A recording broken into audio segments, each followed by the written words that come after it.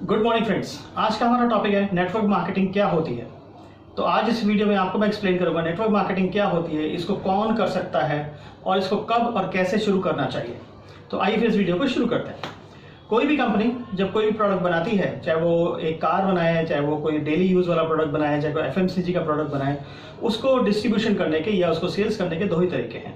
पहला तरीका है ट्रेडिशनल तरीका, जो हम लोग सालों साल देखते आ रहे हैं, करते आ रहे हैं। दूसरा तरीका है जो आज से करीबन हिंदुस्तान में 25-26 साल पहले शुरू हुआ, जिसको हम लोग बोलते हैं नेटवर्क मार्केटिंग स्ट्रैटेजीज। तो आइए मैं इन दोनों तरीकों को आपको एक्सप्लेन आउट करता हूँ। पहला है ट्रेडिशनल तरीका। ट्रेडिशनल तरीका में जब कंपनी एक प्रोडक्ट बनाती है, प्रोडक्ट बनाने के बाद फिर वो हर जगह पे एक C&F एजेंट अपॉइंट करती है। C&F एजेंट अपने नीचे कुछ होलसेलर्स को अपॉइंट करता है, होलसेलर्स अपने नीचे कुछ रिटेलर्स डिस्ट्रीब्यूटर्स को अपॉइंट करते हैं, डिस्ट्रीब्यूटर अपने नीचे कुछ रिटेलर्स को अपॉइंट करते हैं, और रिटेलर से जाके फिर आप प्रोडक्ट ले करके आते हैं, जिसके एवज में आप उसको एक प्राइस देते हैं, जिसको हम लोग MRP बोलते हैं। उस MRP में कंपनी दो चीजें और ऐड कर देती है, जिसको हम लोग बोलते हैं ट्रांसपोर्टेशन कॉस्ट और एडवर्टाइजिंग कॉस्ट। इन सारी चीजों को मिला करके जो प्रोडक्ट आप पे करते हैं, आप उसको पे करते हैं और अपना प्रोडक्ट लेकर के आ जाते हैं। तो ऐसा होता है कि ये 40 रुपए का जो एक्चुअल प्रोडक्ट होता है, जो कंपनी से 40 रुपए में निकलता है, वो आपको मिलता है आकर के 100 रुपए में, जिसके अंदर ये सारी चीजें ऐड हो जाती हैं। बट आप एक प्रोडक्ट खरीदते हैं, लेकिन उसके एवज में आपको कुछ नहीं मिलता है, आपको सिर्फ एक प्रोडक्ट मिलता है। इसी तरह अगर हम लोग दूसरा पार्ट देखते हैं, जिसको हम नेटवर्क मार्केटिंग कहते हैं, तो कंपनी क्या करती है नेटवर्क मार्केटिंग पे, जब वो अपना डिस्ट्रीब्यूशन करने की कोशिश करती है वो एक प्रोडक्ट बनाती है, और प्रोडक्ट बनाने के बाद बीच के सारे लोगों को हटा करके वो सीधे आपको प्रोडक्ट पहुंचा देती है, जिसको हम लोग कहते हैं नेटवर्क मार्केटिंग। यानी कि बीच की सारी चैनल खत्म हो गई, सिर्फ दो जने रह गए, एक कंपनी और एक आप। लेकिन इसमें भी जो होता है, ये प्रोडक्ट जो 40 रुपए का प्रोडक्ट होता है, ये आपको मिलता 100 रुपए में ही है। लेकिन 100 रुपए में प्रोडक्ट लेने के बाद, लेकिन जो बीच के 60 रुपए होते हैं, वो आप में और आपकी टीम में लेवल के हिसाब से डिस्ट्रीब्यूट करते जाते हैं। तो इसमें होता फायदा क्या है आपको, कि आप एक प्रोडक्ट खरीदते हैं, प्रोडक्ट खरीदने के एवज में आपको प्रोडक्ट मिलता है, साथ में कुछ ना कुछ पैसे भी मिलते हैं, और वो धीरे धीरे बढ़ते जाते हैं, वो यहाँ तक पहुंच जाते हैं। हो सकता है एक प्रोडक्ट खरीदने के बाद आपको लाखों रुपए आने शुरू हो जाए। तो आइए मैं आपको ये समझाता हूँ कि नेटवर्क मार्केटिंग या दूसरा बिजनेस अगर आप करेंगे तो आपको कैसे करना है। तो सबसे पहले ये है कि अगर हम देखते हैं कि आप एक ट्रेडिशनल बिजनेस शुरू करना चाहते हैं, तो आप एक कंपनी का एक फ्रेंचाइज लेते हैं। फ्रेंचाइज लेने के लिए आपको पहले एक फीस जमा करनी होती है कंपनी के अंदर। फीस जमा करने के बाद फिर आपको चाहिए, सबसे पहले आपको एक जगह चाहिए जहां पे आप बिजनेस करेंगे। ये वो आपका ऑफिस हो सकता है, वो आपका शोरूम हो सकता है। फिर आपको मैन पावर चाहिए जो आपके बिजनेस को हैंडल करेगी। फिर आपको उसको शुरू के 6 महीने चलाने के लिए ऐसा वर्किंग कैपिटल चाहिए जो आपके पास होना चाहिए। और फिर उसके बाद अगर ये तीनों चारों चीजें अगर आप अरेंज कर भी लेते हैं, तो उसके बाद भी एक आपको ऐसी चीज चाहिए जिसके बिना आपका बिजनेस पूरी तरह फेल होने के चांसेस बनते हैं, उसको बोलते हैं सेल्स। अगर आपकी सेल्स अच्छी नहीं आ रही है, अगर आपकी सेल अच्छी नहीं आ रही है, तो इसका मतलब ये है कि आपके बिजनेस के डूबने के चांसेस पूरे हो जाते हैं, और उससे आपको भारी नुकसान हो सकता है। अब अगर आप ये सोचते हैं कि आपके पास बिजनेस में ज्यादा टाइम नहीं है, पैसे भी नहीं है आपके पास, तो आप एक नेटवर्क मार्केटिंग स्टार्ट कर सकते हैं।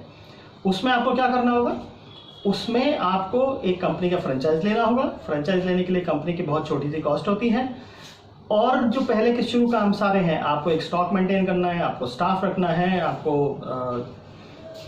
कुछ ना कुछ प्रोसेसिंग के लिए लोग चाहिए, आपको डिस्ट्रीब्यूशन के लिए भी लोग चाहिए, आपको कम से कम रनिंग कॉस्ट चाहिए।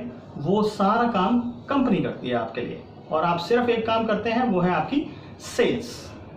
तो इसमें आपके जीतने के चांसेस बहुत ज्यादा हो जाते हैं, क्योंकि आपकी कोई इन्वेस्टमेंट नहीं है, आपकी सिर्फ एक मेहनत है जो आप करते हैं इसके अंदर आकर के। अब सेल्स की बात करते हैं। अगर सेल्स कैसे होती है इसमें, ये नेटवर्क मार्केटिंग काम कैसे करती है। नेटवर्क मार्केटिंग में ये है कि आपने एक प्रोडक्ट लिया, आपने एक कंपनी का फ्रेंचाइज लिया, उन्होंने आपको एक प्रोडक्ट दिया और एक छोटा सा अमाउंट देकर के आप उनके फ्रेंचाइज ओनर बन गए, यानी कि आपका एक अपना बिजनेस स्टार्ट हो गया। वो अमाउंट बहुत छोटा हो सकता है कि वो सिर्फ कुछ हजार पे हो, या हो सकता है वो कुछ भी ना हो, आपने कुछ प्रोडक्ट खरीदे और आपका फ्रेंचाइज मिल गया आपको। अब इसमें आप जो नेक्स्ट काम होता है आपका, वो आपका काम होता है कि आप अपने कम से कम 3 या 4 दोस्तों को इंट्रोड्यूस करें, उनको वो प्रोडक्ट के बारे में बताएं, और उस 3 या 4 दोस्तों को भी आप अपनी उस कंपनी में ऐड करें और उनको भी फ्रेंचाइज दिलवाएं। जब आप उनको भी फ्रेंचाइज दिलवाते हैं, तो वो लोग जो प्रोडक्ट खरीदते हैं उससे फिर आपको कमीशन आता है। और फिर जो वो 4 दोस्त और नीचे अगर 4 लोगों को जोड़ते हैं या 5 लोगों को जोड़ते हैं, तो उससे भी आपको एक छोटा पार्ट कमीशन का आता है। तो इस तरह होता क्या है कि आपकी एक पिरामिड बनती चली जाती है। सबसे ऊपर आप हैं, उसके जो 4 दोस्त हैं, उसके बाद 16 हैं, फिर वो 64 है, फिर इस तरह से।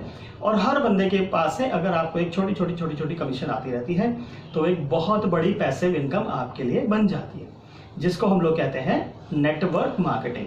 अब इसको करने के लिए आपको कोई इन्वेस्टमेंट की जरूरत नहीं है, कोई इन्वेस्टमेंट का सिर्फ एक चीज चाहिए, वो है फोकस। तो मुझे लगता है कि मैंने आपको अच्छी तरह एक्सप्लेन कर दिया कि नेटवर्क मार्केटिंग क्या होती है और उसको कैसे कर सकते हैं, और इनको कौन कौन लोग कर सकते हैं। इसको कोई भी कर सकता है। इसके अंदर आप बुजुर्ग हैं, आप छोटे हैं, आप बड़े हैं, आप पढ़े हैं, आप अनपढ़ हैं, किसी तरह का कोई क्राइटेरिया नहीं है। सिर्फ एक क्राइटेरिया है कि आप जिंदगी में आगे बढ़ना चाहते हैं। हर बंदे के लिए एक ही प्लान है कंपनी के पास, चाहे वो कोई भी हो, कहीं से भी आता हो, काला है, छोटा है, गोरा है, नाटा है, कोई फर्क नहीं पड़ता। सिर्फ एक प्लान है, उस प्लान पे सारे लोग काम करके जिंदगी में आगे बढ़ सकते हैं और एक बहुत अच्छी जिंदगी गुजार सकते हैं। तो इसलिए इसीलिए इसको कहा जाता है कि 21st सेंचुरी का बेस्ट बिजनेस है। तो मुझे लगता है कि अब आपने इसको अच्छी तरह समझा है। तो अगर आपको ये पसंद आया मेरा वीडियो तो आप इसको लाइक सब्सक्राइब कर दें और अपने फ्रेंड्स के साथ शेयर करें, जिससे उनको भी ये नॉलेज मिलती रहे। मिलते हैं अगले वीडियो में, तब तक के लिए जय हिंद।